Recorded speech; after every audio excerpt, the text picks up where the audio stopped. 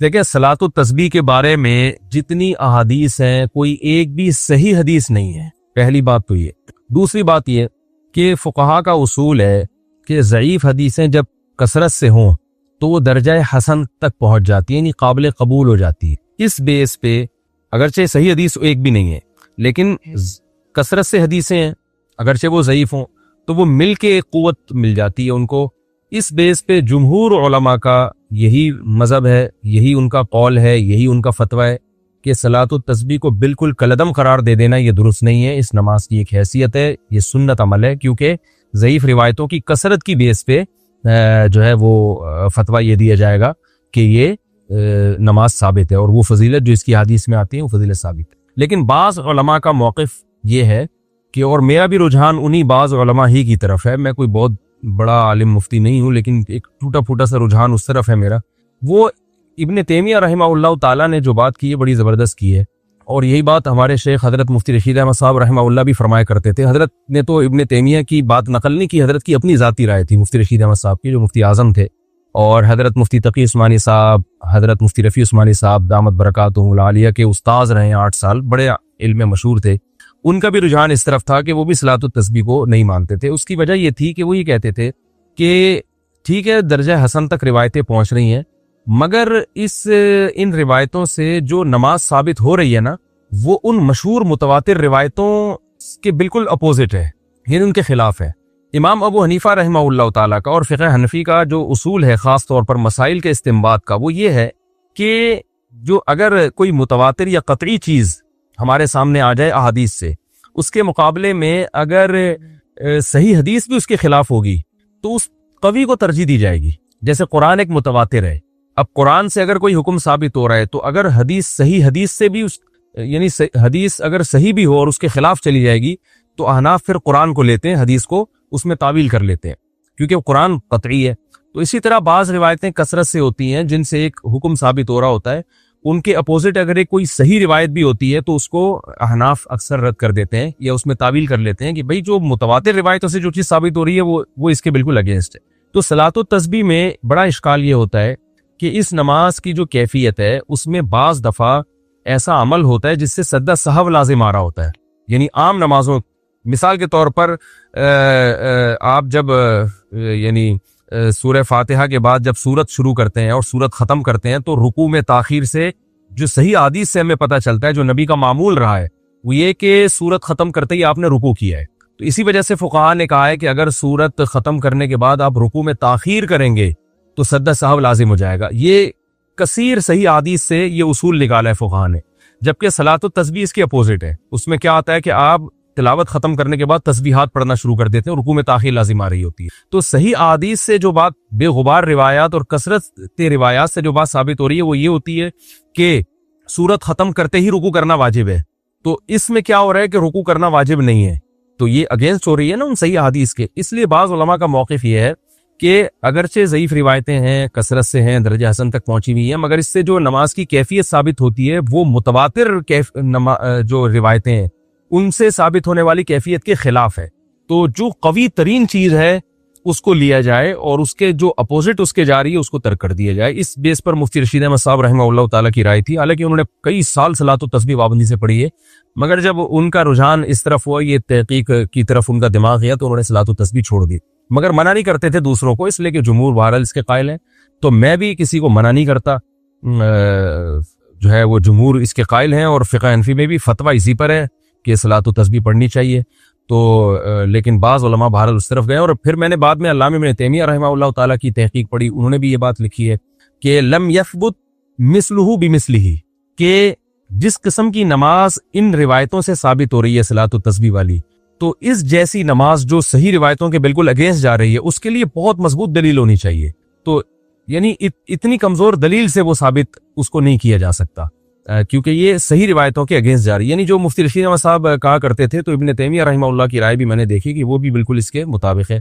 लेकिन बहरहाल जुमहूर इसके कायल हैं। अल्लामा नासिरुद्दीन अलबानी रहमहुल्लाह ताला वो सलातो तस्बीह के कायल हैं, और उन्होंने इस मसले में अब्दुल्लाह इब्न मुबारक रहमहुल्लाह की तक़लीद की है। और बिल्कुल वाज़ेह लफ्ज़ों में तखलीस की है। उनकी तहकीक जो मैंने पढ़ी तो उन्होंने बताया कि अगरचे ज़ईफ़ रिवायतें, लेकिन अब्दुल्लाह इब्न मुबारक रहिमहुल्लाह ताला जैसा मुहद्दिस, वो कहते हैं जब वो पढ़ा करते थे तो फिर हम इसको सुन्नती समझते हैं। तो यानी क्योंकि अब्दुल्लाह इब्न मुबारक बहुत बड़े मुहद्दिस थे, फ़क़ीह भी थे, तो उन्होंने कहा है कि अब्दुल्लाह इब्न मुबारक ने चूंकि इस नमाज को अफजल सुन्नत करार दिया और साबित करार दिया है, तो इतने बड़े मुहद्दिस की राय को मैं फॉलो कर रहा हूँ। तो उन्होंने तकलीद का लफ्ज़ तो जिक्र नहीं किया, लेकिन उन्हीं की तकलीद में, तकलीद इसी को कहते हैं कि आप किसी पर एतमाद करके कि भाई जब इतना बड़ा आदमी एक चीज़ पे फतवा दे रहा है तो मैं भी उस पर एतमाद करता हूँ। तो अगर कोई तकलीद के तरीके पर अगर कोई अब्दुल्लाह बिन मुबारक को फॉलो करे या किसी दूसरे मुज्तहिद को, फिर तो ठीक है, लेकिन अगर तहकीक की दुनिया में जाते हैं तो फिर मेरा रुझान इसी तरफ है, क्योंकि इमाम हनीफा से सराहतन इस बारे में कुछ मनकूल नहीं है, इमाम मालिक से भी सराहतन इस बारे में कुछ मनकूल नहीं है, ये हजरात इस बारे में खामोश हैं। तो अगर इनसे मनकूल होता तो भी हम कहते हैं कि ये इतने बड़े लोग हैं, यकीनन इनके सामने कोई मजबूत दलील होगी या ये इस हदीस को यकीनन सही समझते होंगे, क्योंकि मुज्तहिद का किसी हदीस पे फतवा दे देना ये इसकी अलामत है कि उसकी नज़र में ये हदीस बिल्कुल सही है। तो वो अगर ये फैसला कर देते ये हदीस सही है तो फिर, क्योंकि हदीस का सही और ज़ईफ कहना भी तो मुहक्किकीन का काम है ना, ये फैसला आम आदमी के लिए आसान नहीं है। तो इस बेस पर मेरा अपना जो ज़ाती रुझान है वो यही है कि सलातुत तस्बीह कोई पढ़ रहा है तो ठीक है, जमहूर के कौल पर अमल करे, दोनों तरफ दलाइल है, लेकिन मेरा जो रुझान है कि जब सही अहादीस से जो नमाजें साबित हैं वो इतनी कसरत से हैं, जो बिल्कुल बेगुबार रिवायात हैं और उनमें इतना सवाब है, तो भाई जो कमज़ोर चीज़ है अगर बहुत वक्त बच जाए तो उसकी तरफ आएँ और सही हदीस को फॉलो करें तो मेरा ख्याल ज़्यादा अच्छा है। लेकिन बहरहाल कोई सलातुत तस्बीह पढ़ता है तो बिदत नहीं कह सकते, क्योंकि बड़े बड़े उलमा का इसमें इख्तलाफ है, और जब इतने बड़े फुक़हा और उलमा का इख्तलाफ होता है तो इसकी बेस पर किसी अमल को बिदत बहरहाल हम नहीं कह सकते, जबकि रिवायतें इस तरफ मौजूद भी हैं।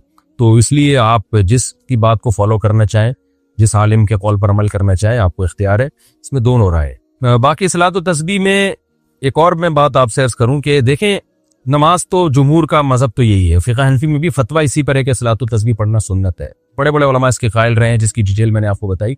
बाकी बाज़ लोगों का एक मिजाज भी होता है, मेरा एक अपना एक जो मिजाज है, मैं कहता हूँ यार ऐसी चीज़ को लो जो बिल्कुल बेगुबार हो, क्योंकि रसूलुल्लाह सल्लल्लाहु अलैहि वसल्लम जो थे तहज्जुद की नमाज रोज़ाना पाबंदी से पढ़ा करते थे, जिन कैफियत के साथ, 2-2 रकतें करके भी, कभी 4-4 रकतें करके भी, उसमें आप सूरह फातिहा पढ़ते, फिर सूरत मिलाते, फिर रुकू करते, तो ये कैफियत थी। तहियात के बाद दुरूद शरीफ और दुआ पढ़ के सलाम फेरते, और इसी तरह इशराक की नमाज आपने बताई, अवाबीन की नमाज बताई, ये बिल्कुल बेगुबार रिवायात से साबित है, इनमें कोई इख्तलाफ भी नहीं है।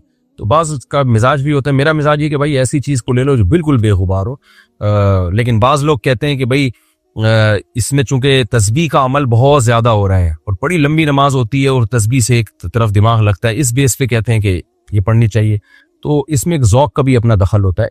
मोहम्मद बिलाल को कैंसर की तकलीफ है, दिल इसके लिए दुआ करें, दिल से दुआ, अल्लाह ताला शिफा अता फरमाए। भाई देखो, मेरा हर तरह के डॉक्टरों से वास्ता पड़ता है और बहुत अच्छे अच्छे हाई लेवल के डॉक्टर्स, चाहे यूएसए में हो, यूरोप में हो, अमेरिका, इधर कनाडा में हो, पाकिस्तान में हो, तो कैंसर की बीमारी बहुत ज़्यादा फैल रही है। इनमें 2 वजूहात है, एक तो कुदरत की तरफ से कैंसर हो, उसकी तो कोई वजह नहीं होती, लेकिन जो ज़्यादातर कैंसर फैल रहा है मोटापे की वजह से फैल रहा है, समझ रहे हैं।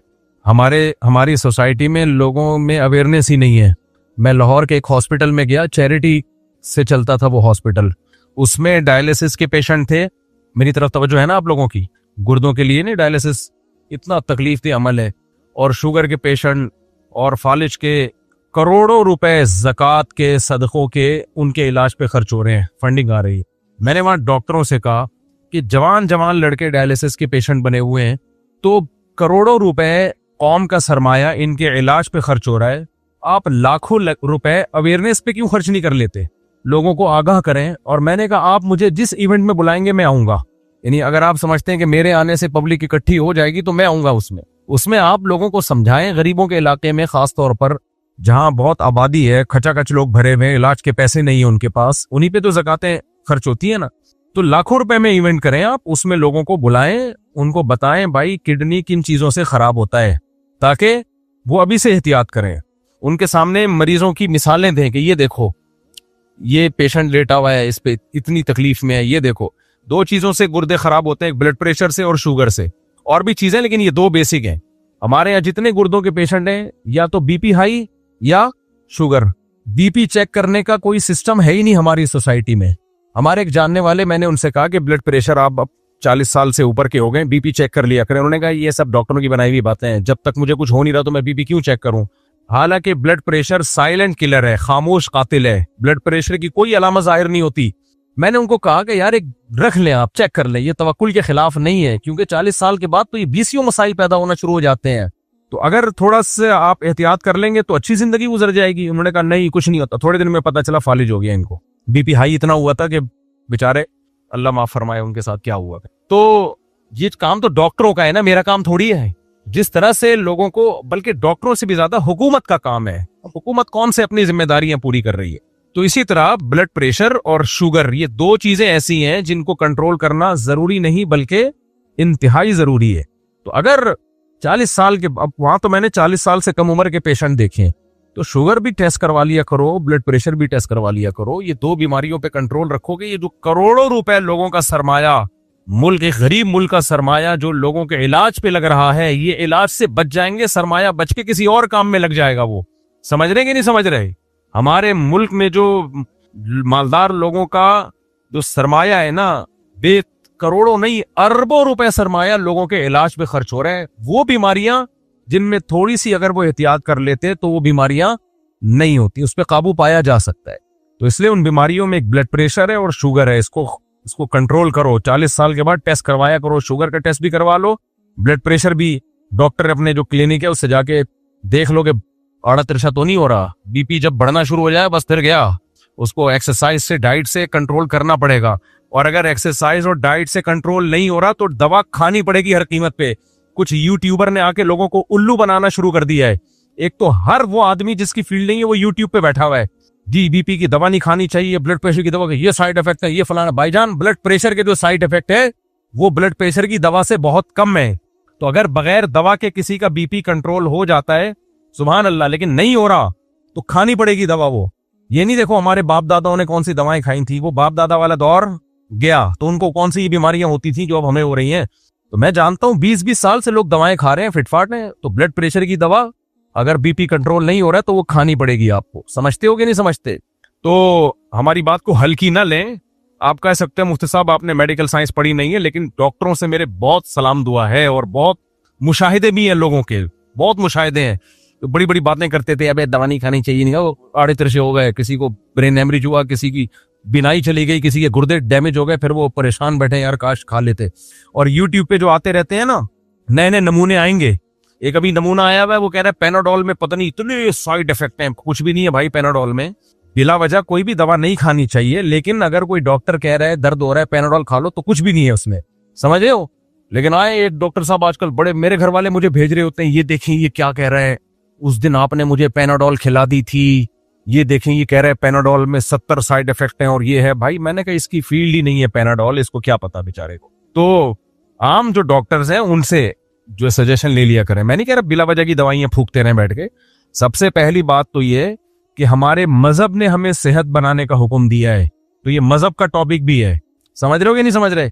नबी ने फरमाया ताकतवर मोमिन अल्लाह को कमजोर मोमिन से ज्यादा महबूब है। सबसे पहली कोशिश ये हो कि दवाओं पे ना आए। सबसे पहली कोशिश क्या होनी चाहिए, दवाइयों पे ना आए। उसका तरीका ये, कम खाओ, एक्सरसाइज करो, तो इंशाल्लाह दवाओं से हमेशा जान छूटी रहेगी।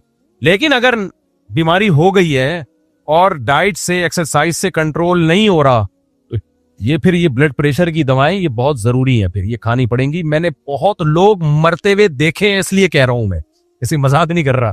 जिनको डॉक्टर ने कहा खा लो, उन्होंने कहा अबे ये दवाओं के यूट्यूब पे गए क्या साइड इफेक्ट है, और जाके वो इंतकाल कर गए। सबसे बड़ा साइड इफेक्ट तो इंतकाल ही है ना। तो इसलिए अस्पताल भरे हुए गुर्दे को बचाने के लिए और ब्लड प्रेशर के कंट्रोल के लिए ना, ये इसको 40 साल के बाद इसको कंट्रोल में रखना जरूरी है। समझ रहे हो। लोग कहते हैं हकीम तो 99 साल जिंदा रहते हैं। हकीम कम वक्त वो कुछ खा रहा होता है जो तुम सोच भी नहीं सकते। सही, वो आवाम को वो नहीं खिलाता है।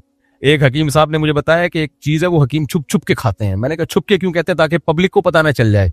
और जितने भी अच्छे हकीम हैं वो भी रोटी चावल कम खाते हैं, शुगर कंट्रोल में रखते हैं, ब्लड प्रेशर वो भी कंट्रोल में रखते हैं, तो वो मेहनत करते हैं। और 2 नंबर हकीम ऊट पटांग किस्म की बातें फेंक रहे होते हैं। तो मैंने अस्पतालों में जो रश देखा है, अरबों रुपए, करोड़ों तो मैंने गलती से कह दिया, अरबों रुपए इलाज पे खर्च हो रहे हैं। जो थोड़ी सी एहतियात कर लेते तो ये सब कुछ ना होता। तो ये भाई ने कैंसर की पर्ची दी है ना, तो कैंसर का सबसे बड़ा सबब क्या है? मोटापा। समझ रहे हो? और मोटापा सबसे ज्यादा किस चीज से होता है पता है? वही जो आप मजहब के नाम पे खाते हो, रबीउल अव्वल में हलवे मांडे, फिर बच्चों की पैदाइश पे मिठाई। इस्लाम बच्चे की पैदाइश पे मिठाई खिलाता है या गोश्त खिलाता है? जवाब दो। एक लड़का हो 2 बकरे या गाय के 2 हिस्से, बेटी हो 1 हिस्सा या 1 बकरा या 1 दुम्बा। मिठाई की इस्लाम में वैल्यू होती तो हुक्म ये होता कि लड़का पैदा हुआ है तो 2 रसगुल्ले के डब्बे, लड़की पैदा हुई है तो रसगुल्ले का 1 डब्बा। ना ना, रसगुल्ला मसगुल्ला नहीं है भाई, गोश्त। क्योंकि गोश्त से वजन, जाओ मैं नहीं, जुमला तुम लोग कंप्लीट नहीं करते फिर मुझे गुस्सा आता है। वजन गोश्त से नहीं बढ़ता। गोश्तखोर दुबले पतले हैंडसम स्मार्ट होते हैं। शेर को देखो, चीते को देखो, एक हिरन एक इस्तिस्ना है कि वो भी वेजिटेरियन है, लेकिन बस कुदरत ने उसको इसलिए ऐसा फुर्तीला बना दिया कि शेर, वरना तो शेर खा के खत्म कर देता। वरना वेजिटेरियन गोल मटोल से होते हैं। हाथी देखो वेजिटेरियन है ना, भैंस देखो, गाय देखो, और शेर देखो, चीता देखो, क्या इतना पतला पेट होता है ना इनका। शेर का पेट कमर से चिपका हुआ, चीते का पेट, टाइगर का पेट कमर से चिपका हुआ। तो जितने भी गोश्त लोग हैं उनके जो है ना वो पेट नहीं बढ़ता, और जो खाते रहते हैं हर वक्त रोटी हो के, मैं भी सुबह 2 पराठे खा के ऐसी बातें कर रहा हूँ, अल्लाह माफ फरमाए। बात तो आदमी सही करे ना। और आज मेरी घर में लड़ाई हुई है, अल्लाह माफ फरमाए। घर वालों ने 1 पराठा बनाया, मुझे भूख 2 की थी, मुझे गुस्सा आया, मैंने कहा 2 पराठे किधर है? उन्होंने कहा आप 1 खाते हो, मैंने कहा कभी कभार 2 भी खाता हूं मैं। खैर, तो वेजिटेरियन जो है ना वो गोल मटोल से हो जाते हैं, इसलिए सब्जी भी कभी कभार खा लिया करो, अच्छी बात है। लेकिन इस्लाम में वो चीजें नहीं है जो मोटापा पैदा करती। हमारे नबी ने गंदुम नहीं खाई है बल्कि जौ खाई है। गंदुम से आदमी मोटा हो जाता है, जौ से मोटा बोलो ना नहीं होता। हमारे नबी ने खजूर खाई है, खजूर के भी रिसर्च है कि इस तरह से मोटा नहीं करती बॉडी को जिस तरह गंदुम मोटा करती है। खैर, अब ये नया टॉपिक है, तो खुलासा ये है कि खुदा का वास्ता मोटापे पे कंट्रोल करो, तुम्हें अल्लाह का वास्ता। और जो 4 शादियों की बातें सुनते हैं ना, वो अगर सबसे ज्यादा मोटापा है जिसके बाद आपको 4 शादियों की बातें बुरी लगना शुरू हो जाती है। मोटापे की वजह से आदमी को शादी की बातें ही बुरी लगती हैं, 2 3 4 तो बात की बात है, समझ गए। तो वो लाहौर में मैं गया हूँ, करोड़ों रुपए खर्च हो रहे हैं, जवान जवान लड़के। मैंने कहा यार वो सारे कोल्ड ड्रिंक दबा के पीते थे, चेन स्मोकर थे, और रात को 12-1 बजे खाना खा रहे हैं। नान ताफ्तान नहीं होते, ये पता नहीं डीजल के साथ खा रहे होते हैं, कोरमे में डीजल डला होता है, तेल थोड़ी होता है ये। वो डॉक्टर अफान एक बड़े मशहूर, उन्होंने एक दिन क्लिप बनाया कि डीजल के पराठे। मुझे बड़ी हंसी आई, वाकई ये जो पराठे खा रहे हो ना ये किसके हैं? पता नहीं होता क्या, कौन सा घी डाला जा रहा है इसमें, क्या है। एक दफा फैक्ट्री पकड़ी भी गई थी, उसमें निकला कि ये कौन सा घी है। मैं ज्यादा मुंह से बोलूंगा नहीं, ऐसा ना हो कि बेचारे गरीब लोग तो क्या खाएं फिर वो। तो अच्छा घी खा लिया करो, देसी घी नहीं मिलता तो भी बहुत सारे ऑयल हैं जो अच्छे होते हैं, वो कर लिया करो। खैर, अल्लाह माफ फरमाए मेरे भाई में। लेकिन एक बात अजीब है, हमारे यहाँ लोग पता है क्या करेंगे? अब अगर डॉक्टर लोग ये मुहिम चलाएं कि हम ऐसे प्रोग्राम करेंगे जिसमें गरीबों को अवेयर करेंगे, मालूमात देंगे कि वो जो है ये चीजें खाएं, ये चीजें ना खाएं, बाकायदा स्लाइड चला के देखो ये खाया करता था, आज ये लेटा हुआ है और ये बचा। मैंने एक वर्कशॉप अटेंड की, इससे बड़ी मोटिवेशन मिलती है। उन्होंने क्या किया कि एक साहब जो सच्ची मुच्ची के गोल ना, बिल्कुल गोल थे वो, उनको किसी कंपनी में मैनेजर की जॉब मिल गई। तो उन्होंने अपने अब्बा को खुशी खुशी बताया, अब्बा मैं कंपनी में मैनेजर लग गया हूं, अब सारे बंदों को मैं कंट्रोल करूंगा। अब्बा ने कहा कमबख्त, जो अपने मुंह को कंट्रोल नहीं कर सकता वो बंदे कहां से कंट्रोल करेगा? तेरा मुंह पे तो कंट्रोल है नहीं, खा खा के क्या हो गया है, गोल। तो ये बात वो दिल पे ले गए, अब्बा की ये बात वो साहब दिल पे ले गए। अब हमने जो वर्कशॉप अटेंड की ना, उसमें उन्होंने पूरी वीडियो दिखाई उसकी कि पहले ही ऐसा था, और उसने कहा कि अब मैं अपने आप को कम करूंगा। मैं, अब्बा ने सही कहा है कि जो मुंह पे कंट्रोल नहीं कर सकता वो बंदों पे कैसे कंट्रोल करेगा। तो फिर उन्होंने बताया कि जब इन्होंने मुंह पे कंट्रोल किया है तो अब ये ऐसे हो गए, हैंडसम स्मार्ट, ऐसी खूबसूरत आदमी खड़ा हुआ है। और बताया कि पहले ये बीमारियां थी और अब इनकी रिपोर्ट क्या आई है, बदन में चुस्ती पैदा हो गई, ये बीमारियां खत्म, नजर का चश्मा उतर गया। हालांकि नजर का इससे कोई ताल्लुक नहीं है, लेकिन इत्तेफाक है नजर का चश्मा भी उतर गया। अब कोई आई स्पेशलिस्ट तो इससे इत्तेफाक शायद ना करे, लेकिन बहरहाल उनके उतर गया, वल्लाहु आलम क्यों उतरा होगा। तो मोटिवेशन मिलती है ना इससे कि यार इसने परहेज किया और देखो एक्सरसाइज की, आज ये हो गया। अच्छा, वो पराठे भी खाता है। उसने कहा जिस दिन मैं 2 पराठे या 4 पराठे खा लूं तो 20 मिनट जॉगिंग के बजाय 40 मिनट कर लेता हूं। मैंने कहा सेम हियर, वही चल रहा है। पराठे हम नहीं छोड़ेंगे, लेकिन जिस दिन ज्यादा पराठे हो गए तो फिर निकल जाते हैं पराठे वो, अल्हम्दुलिल्लाह। खैर, तो अब क्या है, ऐसी मोटिवेशन मिलती है ये चीजें देख के। तो डॉक्टर अगर ये प्रोग्राम करें, लोगों को बताएं, देखो वीडियो बना के एलईडी दिखाएं कि ये था फिर ये हो गया, तुम ऐसे हो जाओगे, जनाजे दिखाएं, देखो ये सब पराठे खा खा के इस दुनिया से रुखसत हुए हैं, सही है ना। रात को 12 बजे ये साहब हैं, ये देखो ये हैं कितने हैंडसम, और ये इनका जनाजा है। हुआ ये था कि ये उस दिन रात को आए थे 12 बजे ताफ्तान से कोरमा खा के, शादी थी बहन की, शादी में मर दिया इन्होंने दबा के ना। रात आके लेटे हैं, सुबह पुलिस भी नहीं उनको उठा सकी, बहन की रुखसती नसीब नहीं हुई। ये वाली जिंदगी चाहते हो है या ये वाली जिंदगी चाहते हो?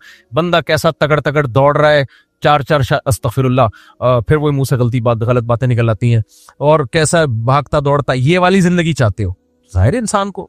लेकिन हमारी कौम में एक फॉल्ट पता है क्या है, गरीब के इलाज पे करोड़ों रुपए खर्च कर देंगे। इस तरह के प्रोग्राम जिसमें उनको अवेयरनेस मिले और कौम सुधर जाए, 5 रुपए भी खर्च करने के लिए तैयार नहीं होंगे। यानी कोई इवेंट करे ना अगर कि भाई हमें लोग पैसे दें, हम ऐसा प्रोग्राम करते, कोई भी नहीं देगा पैसे। ये लोगों की सोच है। तो अब ठीक है, फिर मरते रहो बैठ के। अच्छा, एक बात याद रखो, घरों में बेगम के साथ सबके लड़ाइयां होती हैं। आप भी लड़के ही आए होगे, इसीलिए तो जुम्मा पढ़ने आए हो, घर में सुकून शायद नहीं मिल रहा होगा। अच्छी नियत करते हैं बहरहाल। हम कसम उठा के कह सकता हूं, बेगम को बोलो डाइट प्लान कर ले किसी तरीके से, देखो लड़ाइयां खत्म ना हुई ना तो मेरा नाम बदल देना। पता है बहुत सारी लड़ाइयां सिर्फ सेहत खराब होने की वजह से हो रही होती। जब आदमी की सेहत ठीक नहीं होती ना, वो हर वक्त चिड़चिड़ा रहता है। मोटापा आपके मूड को क्या करता है? खराब। बच्चों में मोटापा नहीं होता ना, जो छोटे बच्चे आमतौर पे कैसे खिलखिलाते हैं, हंसते खेलते, बीमार होंगे तो परेशान करते रहेंगे, वो रोते रहेंगे, चीखते रहेंगे। जो बच्चा सेहतमंद होता है जरा जरा सी बात पे कह के लगा के हंसता है। तो मेरे भाई बड़ों का भी यही उसूल है, आप अगर गोल मटोल हो गए हो, मोटापे खा खा के गोल मटोल हो गए हो, आप हर वक्त चिड़चिड़े रहोगे और आपकी बेगम का भी मूड कभी भी ठीक नहीं होगा। अब खवातीन घरों में, वो खवातीन जो बयान नहीं सुन रही है उनकी बात कर रहा हूं, घरों में कामकाज भी नहीं हो रहे, खवातीन का वजन बच्चा पैदा करने से भी मेंटेन रहता है। जो बच्चे नॉर्मल डिलीवरी से होते रहे, फीड कराती ना, उससे भी वजन सही रहता है। वो भी छोड़ दिए, 1-2 बच्चों के बाद बच्चे भी बंद, अब फीड भी नहीं करा रही, तो मोटापा आएगा कि नहीं आएगा? उससे तबीयत में चिड़चिड़ापन, हर वक्त मूड ऑफ, फिर बियां आएगा। तो जरा सी बात, आप फिर बेगम को कोई नसीहत करो, ऐसे जहेज के जैसे शहद के छत्ते में आपने हाथ दे दिया। नसीहत करने का, नसीहत शुरू आप करोगे, उसके बाद हालात आपके कंट्रोल में नहीं रहेंगे। ऐसा हाल हो जाता है, आदमी कहता है ये मैंने, तो मेरे पास आता है, मैं कहता है शुरू किसने की थी बदतमीजी? तुमने क्यों नसीहत की उसको? ठीक है ना, तुमने क्यों समझाया? वो तुम्हें टीचर थोड़ी मानती है। तो ये सब जब मूड खराब होता है, मियाँ का भी ऐसे ही है, मियाँ का भी ऐसे ही है। सेहत खराब होगी, मूड सही हो ही नहीं सकता। जो कहते हैं ना सेहत खराब हो और मूड सही है, इम्पॉसिबल, नामुमकिन है। मूड हमेशा सेहत सही में ही अच्छा होता है। बीमारी तो आजमाइश है मेरे भाई, अल्लाह की तरफ से आ जाए तो फिर अल्लाह सब्र की तौफीक भी दे देता है। और जब अपनी हमाकतों से बीमारियां आती हैं तो अक्सर व बेशतर सब्र की तौफीक मिलती नहीं है। बात जरा लंबी हो गई, लेकिन मेरी नजर में इस टॉपिक की बड़ी अहमियत है, इसलिए मैं आपके सामने बयान कर रहा हूं। अपनी सेहतों की हिफाजत करो, समझ रहे हो? बहुत लंबी बात हो गई, बस अब जल्दी मुख्तसर सवाल का मेरे खास तौर पर पेशावर हो गया मेरे, हो ही मेरी हथेली 4 मांगी होंगे, बहुत बीमार है। दिल से दुआ अल्लाह ताला आपकी इस छोटी सी बच्ची को सेहत अता फरमाए। सलाम, मेरा नाम वलीद है, मैं बलूचिस्तान से हूं, आपसे मुलाकात करने कहाँ हैं? आ जाओ मेरे भाई। पाकिस्तान में 14 फरवरी को वैलेंटाइन डे मनाने के रिवाज बहुत तेजी से फैल चुका है सोशल मीडिया पर। इन्फ्लुएंस इस चीज को, अस्सलाम वालेकुम, क्या हाल है भाईजान, ठीक ठाक सब सेट है? वहां तो बहुत सर्दी है बलूचिस्तान में यार। किस इलाके के हो? किस इलाके के हो? अल्लाह हालात भी दुरुस्त कर दे और मौसम भी अच्छा। नहीं, बलूचिस्तान से तो किस एरिया से? उजदार से। वहां तो मैं गया हूँ, सर्दी बहुत है वहां, ऐसा ही है ना? अल्लाह ताला हालात दुरुस्त कर दे अल्लाह बलूचिस्तान के, और आपको भी अल्लाह ताला इस मोहब्बत का अच्छा बदला अता फरमाए। सोशल मीडिया पर इन्फ्लुएंस इस चीज को प्रमोट करते हैं नौजवान, एसएससी का फिर वही सब कुछ करते हैं। कॉलेज यूनिवर्सिटी में मखलूत माहौल की वजह से आजाद अमीर जो होता है, माँ भी सब कबूल कर रहे हैं। माँ बाप अगर खैरत दिखाएं भी तो आधी रात में दिखाते हैं और निकाह का इंतजाम नहीं करते, बच्चों को निकाह में साथ देते हैं। नतीजा ये निकलता है कि बच्चे इन सख्तियों से बागी होते हैं। देखो माँ बाप पता है क्या कर रहे हैं, बच्चे को पहले पूरी आजादी देते हैं, फिर उस पर पाबंदियां लगाते हैं। बच्चे को कंट्रोल करना पड़ता है। आपने बच्चे को चरसियों में बिठा दिया और पाबंदी लगा रहे हो, चर्स पीना मुंह तोड़ दूंगा मैं तेरा, बच्चा बागी हो जाता है। आप बैठने क्यों दे रहे हो उसको चरसियों में? बच्चियों को एजुकेशन में एडमिशन दिलाया हुआ है, बच्चियों की फिर ना मोबाइल चेक कर रहे हैं। कुछ लोगों ने मजबूरी में कॉलेज यूनिवर्सिटियों में बच्चियों को पढ़ा रहे हैं, लेकिन छोड़ने भी जाते हैं और लेने भी जाते हैं। बच्चियों को बताया हुआ बेटा कोई बंदा पसंद आए कोई आंख मटक्के की जरूरत नहीं है, हमें बताना, हम शादी करेंगे आपकी। और कंट्रोल रखते हैं, उनकी बच्चियां कंट्रोल में भी रहती हैं, शादियां भी आपस की रजामंदी से होती हैं। इधर माँ बाप क्या कर रहे होते हैं, बच्ची को फुल आजाद छोड़ा हुआ है, सुबह जा रही है, ये भी नहीं पता होता कि यूनिवर्सिटी भी गई है कि नहीं गई है। फिर वो जनाब डेटे मार रही है, फिर जब वो अपनी मर्जी की शादी का कहती है तो नहीं हमारी परंपरा है, हमारी बच्चियां बाप की मर्जी के बगैर शादी नहीं कर सकती, फिर वो बागी बनती हैं। तो मेरे भाई कंट्रोल करो तो पूरा कंट्रोल करो, छोड़ना है तो मुकम्मल मादर पिदर आजाद कर। उसे बोलो बेटा हम लोग की कोई परंपरा नहीं है, हम खानदानी लोग हैं ही नहीं, हम परले दर्जे के बेगैरत, और कुछ गालियां और भी हैं, रमजान गुजरने दो और मस्जिद के बाहर वो गाली, हम लोग वो हैं, लिहाजा जाओ यूनिवर्सिटी में पढ़ो, चाहे यूनिवर्सिटी जाओ चाहे डेटे मारो। अब तुम 18 साल से ज्यादा की हो चुकी हो, तुम्हारी अपनी लाइफ है। गोरा तो यही करता है भाई, गोरा क्या करता है, तो अपनी लाइफ एंजॉय करो लाइफ को। हाँ एक आध बच्चा हो जाए तो बता देना आके, तो एक तरफ हो जाओ। मेरा कहने का मकसद ये है, जो बीच में लटके हुए हो ना मजहब को फॉलो कर रहे हो ना गोरे को फॉलो कर रहे हो, तुम ये चाह रहे हो कि पेड़े हम मजहब से खाएं और तालीमी निजाम गोरों से लें हम, ये नहीं होता मेरे भाई, ये एडजस्ट ही नहीं होगा आपस में। तो या तो कंट्रोल करो या बिल्कुल कंट्रोल छोड़ दो, दोनों में से अब खुद फैसला करो कि क्या करना है। वैलेंटाइन डे तो बेगैरती है, एक नंबर की बेगैरती। अच्छा लोग कहते हैं कैसे बेगैरती है, देखो गैरत होगी तो बेगैरती समझ में आती है बेगैरत को बेगैरती कभी समझ में नहीं आती। भंगी को बेचारे को आप पखाने की बू सूंघाओ, आएगी उसको, इतर फरोश के करीब थोड़ा सा लेके जाओगे वो बेहोश हो जाएगा। तो बेचारा जो भंगी बेचारा रहता ही गंदगी में, उसको क्या पता, गाय को गोबर से थोड़ी बदबू आती है। तो इसलिए जब गैरतमंद लोगों में रहोगे तो पता चलेगा कि बेगैरती क्या होती है। तो इसलिए ये महसूस करने की चीज है गैरत बताने की चीज नहीं है। अच्छा मेरे बॉय, मैं चित्राल से आया हूँ, आपसे मुसाफा करना चाहता हूँ। कहाँ है भाई, चित्राल से आए मेरे भाई, सर्दी में आग ऐसे गया मेरे भाई, आ जाओ। एक शख्स ज़कात की पर्ची, अच्छा मुलाकात की पर्चियां बहुत बढ़ती जा रही हैं भाई, ये मुलाकात का टाइम नहीं होता इस वक्त। चलो अब तो आ गए आप, अल्लाह खुश रखे आपको। चित्राल, अपर चित्राल, शुक्र है लोअर से आए हो, ऊपर से बहुत सख्त मुल्तान से, माशाल्लाह मुल्तान में इसका खैरियत है। चलो मैं लड़काना से आया हूँ भाईजान, लड़काना से आया, ये तो सब भाई राशिद मोहम्मद सोमरो के मदरसे से आए, माशाल्लाह। आ जाए अभी कहाँ हैं, मुफ्ती साहब गुजरावाला से मोहम्मद फैजान मुलाकात करना चाहता हूँ। भाईजान ये क्या हो गया यार, ये तो मुलाकात ही में आधे हो जाएंगे हम। अगर एक शख्स को गुर्दों का दर्द होता है पथरी की वजह से, तो इसको रोजा के महीने में क्या करना है। बलूचिस्तान से इस्लाम, डॉक्टर से पूछा, अगर डॉक्टर समझता है कि रोजा रखने से तकलीफ बढ़ेगी, नुकसान होगा, तो छोड़ सकते हैं। क्या हाल है, माशाल्लाह सब सेट है, बस आप लोग बैठ जाएं यार, बहुत ज्यादा हो गया। माशाल्लाह माशाल्लाह, लाहौर स्टेशन, माशाल्लाह माशाल्लाह। चलो चलो शाबाश बच्चा, बैठ जा बच्चा। जी जी जी जी, अकेले में पूछना है, ठीक है बैठ जाए। अगर क्या, अच्छा माशाल्लाह माशा, कह रहा आपने हिफ्ज की दुआ दी थी, मैं हाफिज बन चुका हूँ, वेरी गुड। दिल से दुआ, अल्लाह आपको नेक सालेह बनाए और आलिम दीन बनाए, ठीक है, जज़ाकल्लाह। अगर ये शख्स को गुर्दों का दर्द पथरी की वजह से भाई रोजा अगर डॉक्टर कहता है छोड़ो तो छोड़ सकते हैं। जुमे की नमाज को कब नाफिज किया गया और इसे नमाज ज़ोहर का भी हिस्सा क्यों बना दिया गया, वाज़ेह करें। मदीना में जुम्मा फर्ज हुआ है, कुरान की आयतें नाजिल हुई, ज़ोहर का हिस्सा बना दिया गया इसको। अब एग्जैक्ट डेट मुझे मालूम नहीं है। क्या हराम रोजी कमाने, हराम खाने वाले की नमाज इबादत कबूल हो जाती है। हराम का एक लुकमा 40 दिन की नमाजों को ज़ाया करता है। अलबत्ता ज़ाया करने का मतलब ये नहीं है कि नमाजें छोड़ सकते हैं आप, बल्कि फ़र्ज तो अदा हो जाएगा बहरहाल, लेकिन नमाज की बरकत हासिल नहीं होगी। तो नमाज तो फिर भी पढ़नी है, चाहे हराम ही खा रहा हो, और हराम भी छोड़ना है। अगर कर्ज की रकम बहुत ज्यादा हो और अदायगी करने की कोई रास्ता ना हो, तो क्या खुदकुशी हलाल हो जाती है। क्योंकि मुझ पे कर्ज बहुत ज्यादा है और अदायगी का कोई रास्ता नहीं है। खुदकुशी कर ली तो फिर तो जिनका कर्ज था वो तो बिल्कुल ही गए ना, सही है, वो भी सारे खुदकुशी करेंगे। खुदकुशी हराम थी, हराम है और हराम रहेगी। किसी भी वजह से नहीं कर सकते खुदकुशी। कर्जा देने के पैसे हैं तो भी नहीं कर सकते, पैसे नहीं है तो भी नहीं कर सकते। और असल टेंशन तो कर्जा देने वालों को होनी चाहिए ना, तुम तो खा गए हो। अजीब बात है यार, खा के तुम्हें टेंशन हो रही है। अगर आपको मैं गैरतमंद हूं, मुझे टेंशन इस बात की हो रही है कि मैं पैसे कैसे दूंगा, इतने गैरतमंद हो तो खाए क्यों। आप कह सकते हो खाए नहीं है, मैंने तो लिए थे कि वापस कर दूंगा। तो जब वापसी का कोई तुम्हारे पास बंदोबस्त ही नहीं था तो लिए क्यों। बहरहाल खुदकुशी हराम थी, हराम है और हराम रहेगी। खुदकुशी कर ली तो क़यामत तक अल्लाह उसी अजाब में आपको वही अजाब देगा जिस अजाब में अपने आप को मारा है। और दुनिया में हर गम, चाहे कितना ही बड़ा गम हो, कुछ दिनों में इंसान आदी हो जाता है। कुछ दिनों में क्या होता है, आदत पड़ जाती है। पैसे खाने की आदत इसी तरह तो लोगों को पड़ती है, थोड़े दिन में टेंशन होती है, फिर कहते हैं अब चलो आप ये दोबारा काम ना करें, ना ले किसी से कर्जा, लेकिन खुदकुशी ना करें। हम अपने इलाके में जुमे की नमाज पढ़कर आए थे, फिर यहाँ दोबारा पढ़ ली, हो ठीक है, नफिल हो जाती है, दूसरी दफा से दो नफिल हो गए आपके। अगर शौहर या बीवी के इंतकाल को 10 बरस से ज्यादा का अरसा गुजर गया हो तो इस कब्र में बीवी या शौहर की तदफीन की जा सकती है, या बेटे की कब्र में वालदा की जा सकती है। 10 साल के बाद उस कब्र को मिसमार करना जायज है, उसमें नया मुर्दा दफना सकते हैं 10 साल के बाद। और अगर पुराने मुर्दे की कुछ बाकियात हैं तो हड्डियों को किनारे पे लगा दिया जाए, फिर उसमें नया मुर्दा दफना सकते। सऊदी अरब में तो हर 10 साल के बाद कब्रिस्तान 0 मीटर हो जाता है।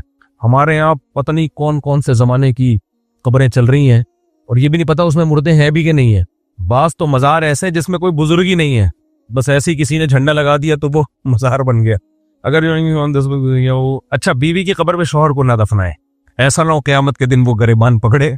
वहाँ कनाडा में एक साहब, मजाक है ये सीरियस नहीं हूं मैं, ठीक है, कनाडा में एक साहब मुझे मिले, कहने लगे माशाल्लाह मेरे वालिद साहब की उम्र 95 साल और वालदा की उम्र 80 साल है। मैंने कहा ये क्रेडिट आपकी वालदा को जाता है कि आपके वालिद 95 तक पहुंच गए। नहीं आई समझ में भाई, आपकी वालदा के होते हुए यानी बीवी के होते हुए शौहर 90 क्रॉस कर गया तो ये कमाल किसका है? क्योंकि खवातीन ऐसा होने देती नहीं है भाई। मैंने तो देखा है 60 के बाद 70 बड़ी मुश्किल से शादीशुदा आदमी पहुंचता है। तो मैंने कहा यार आपके बाप को उन्होंने 95 तक पहुंचने दिया, ये आपकी माँ को क्या है? सुलूल। अल्लाह ऐसी माएं सबको अता करे जिनके अब्बा को वो 70 क्रॉस करने दे दें। वे मजाक है यार, कोई क्लिप बना के ना चला दे, ये चले जाने दे इसको। लेकिन मैं खवातीन से माजरत कर रहा हूँ, ये मैंने सिर्फ मजाक किया है यार। वो फिर कहते हैं हमारे खिलाफ तकरीरें करता रहता है। हो भी तो यही रहा है ना, अब क्या करें। बेवा औरतें नाम बहुत सुनी है, रंडवे कितने होते हैं? 100 में 1। ये खातून है बेवा है, ये खातून है बेवा है, रंडवे मार्केट में मिलेंगे ही नहीं। शायद उसकी वजह ये है कि मर्द की उम्र वैसे ही ज्यादा उम्र में शादी करता है, या वो मर्दों में मौत का रेशो ज्यादा है। वजह तो अल्लाह ही जानते हैं, लेकिन रंडवे बहुत कम होते हैं, बेवा बहुत ज्यादा होती है। इस्लाम में तस्वीर बनाने जायज़ है, इस पे बात तफसीली क्लिप रिकॉर्ड करवा चुका हूँ। अच्छा ये हो चुका है, बस यहाँ से बस एक सवाल ले लें, ये लोग भी काफी देर से बैठे हुए। जल्दी जल्दी मेरे भाई, पेशावर की जमात 5 मिनट मिल जाए। पेशावर की जमात आई भी है, चलें 5 मिनट मिल लेते हैं। ये भाई को अकेले में टाइम दे देते हैं थोड़ा सा। ठीक है, जल्दी से पूछें सवाल, बस अब मजीद कोई मुलाकात नहीं होगी भाई, जो सवाल पूछना पूछ ले। मुफ्ती साहब मेरा ये सवाल है कि बंदे का एक काम हो, बंदा बोले कि मेरा ये काम हो जाए, तो उसके लिए एक मन्नत मानता है और बहुत ज्यादा, जैसे कि कोई बाइक गुम हो गई या कोई चीज बंदे से चला गया, कोई बंदा ही छूट जाए, तो टेंशन में आके बहुत ज्यादा मन्नत मान लेते, बहुत ज्यादा। तो बाद में वो अगर वो चीज मिल जाती है तो उसको पूरी करनी पड़ेगी। मन्नत में अगर ये मन्नत मानी कि मेरी बाइक घूम गई है, ए अल्लाह अगर ये बाइक मिल गई तो मैं ये काम करूंगा, तो वो करना पड़ेगा, वो चाहे वो बहुत ज्यादा हो। लेकिन मन्नत में जबान से बोला हो, सिर्फ दिल की नीयत से मन्नत नहीं होती। और उसमें अगर ये कि वो मिली नहीं तो फिर पूरी करना लाजिम नहीं है। और अगर ऐसा हो कि वो शुरू में उस टाइम पे टेंशन में था, बहुत ज्यादा बोल गया, अब वो उसको चाहिए कि वो मिल गई तो मिल गई नहीं। मन्नत रिवर्स गियर नहीं है मन्नत में, मतलब ये कि सभी मन्नत मानने को पसंद नहीं किया गया है। उसका मतलब ये है कि वो बोले अगर मिल गई तो ठीक है, नहीं मिली तो वो नहीं है। मतलब शुरू में टेंशन में होता है बंदा के बस होश व हवास की सूरत में उसने मन्नत मानी कि अल्लाह अगर बाइक नहीं मिली तो कुछ भी नहीं, मिल गई तो ये करूंगा मैं, बशर्ते कि जिस काम का कहा वो इबादत हो। ऐसे मन्नत नहीं होती जो इबादत ही नहीं है। मेरी बाइक मिल गई तो इस खंबे पे चढ़ूंगा, वो नहीं, वो कुछ नहीं होगा। मेरी बाइक मिल गई तो इबादत भी हो, इबादत मकसूदा हो, और उसकी जिन्स में से फर्ज इबादत भी हो। तो नमाज की मन्नत होती है, सदक़े की मन्नत होती है, रोजे की मन्नत होती है, हज उम्रे की मन्नत होती है। सब ये इसके अलावा की तिलावत कुरान की मन्नत वाजिब नहीं होती। जी दोस्त है पटकराम और चल आए मेरे भाई, जल्दी फिर ना क्या कह रहा है भाई पटकराम।